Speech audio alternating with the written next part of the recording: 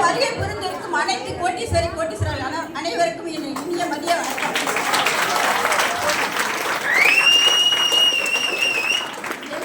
என் பேரு திருப்பதி. திருப்பதில வந்திருக்க கலாவதி.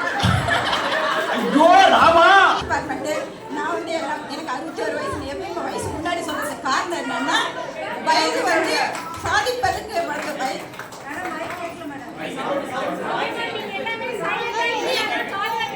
நீங்க கிளாப் பண்ணிட்டே இருந்தா என் வாய்ஸ் ஒண்ணுமே கேட்காது. நான் எதுக்கு அடிக்கடி என்னோட வயசை நான் சொல்றேன்னா, எப்பயுமே படிப்பதற்கும் சாதிப்பதற்கும் வயது ஒரு தடை இல்லை. எங்க வீட்டுக்காரர் ஃபாரஸ்ட் டிபார்ட்மெண்ட்ல இருக்காரு, அவர் ரிட்டையர் ஆயிட்டாரு. ஸோ எங்களுக்கு பென்ஷன் வரும். அதுக்கப்புறம் என் பையன் ஃபாரின்ல, பையன் மருமக 2 பேரும் ஃபாரின்ல செட்டில் ஆயிட்டாங்க. என் பொண்ணு பிஹெச்டி அக்ரிகல்ச்சர் அவள் ஹைதராபாத்ல செட்டில் ஆயிட்டா.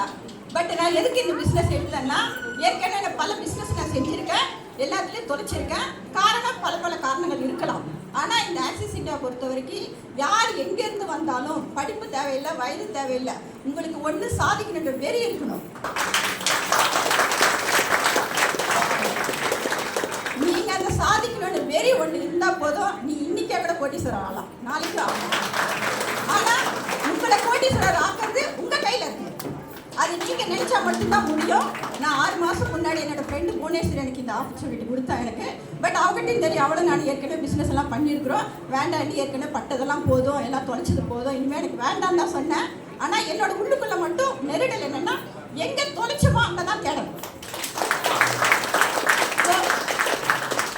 நெட்வொர்க்ல தொலைச்சோம், நெட்வொர்க்லயே சம்பாதிக்கணும் ரொம்ப நாளா என்னோட கசி. இன்னொன்று உங்களுக்கு எல்லாருக்குமே தெரிஞ்சிருக்கலாம், நெட்வொர்க்கை செஞ்சவங்க யாராலையுமே நிச்சயமா சொல்றேன் தூக்க முடியாது.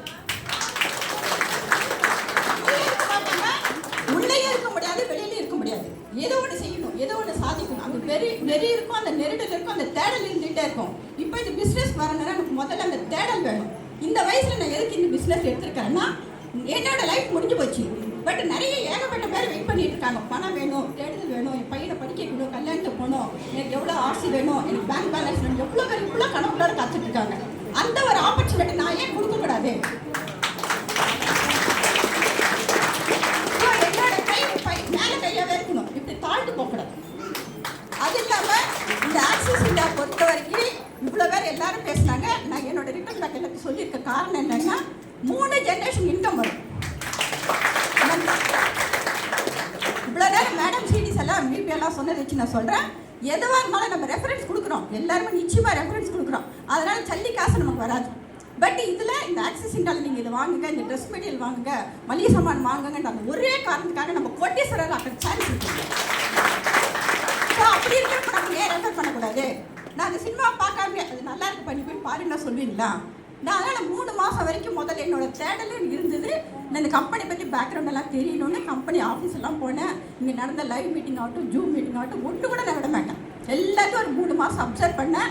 அப்சர்வ் பண்ணதுக்கப்புறம் எனக்கு பக்காவாக புரிஞ்சு போச்சு, இங்கே ஒரு பைசா கூட லாஸும் கிடையாது.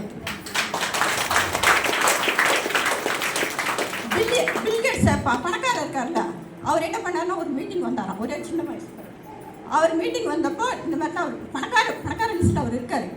அவர்கிட்ட வந்து ஒருத்தர் நபர் கேட்டாராம், சார் நீங்கள் இந்த அளவுக்கு பணக்காரராக ஆகியிருக்குல்ல, என்ன காரணம், எப்படி வந்தீங்கன்னு கேட்டாராம். உடனே பில்கேட்ஸ் என்ன பண்ணாருன்னா பேக்ல இருந்து எடுத்து ஒரு செக் எடுத்து கையில் கொடுத்தா அவர் பயந்துட்டார் பக்கத்தில்.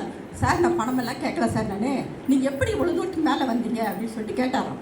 அப்போ அந்த அவர் பில்கேட்ஸ் என்ன சொன்னாருன்னா, நான் இப்போ கொடுத்த செக்கில் எம்டியாக தான் நான் கொடுத்தேன், சைன் போட்டு ஒன்று கொடுத்தேன், நீ எவ்வளோ வேணால் எழுதிருக்கலாம், ஆனால் வந்த வாய்ப்படி நழுவ விட்டுட்டேன். ஸோ இந்த ஆக்சிஸ் இந்தியா இதுக்கு ஆப்பர்ச்சுனிட்டி யார் கொடுத்தாலும், ஏன்னா 2 வருஷம் விட்டு போனவங்க எவ்வளோ வருத்தப்படுறாங்க. எங்கள் சீனியர்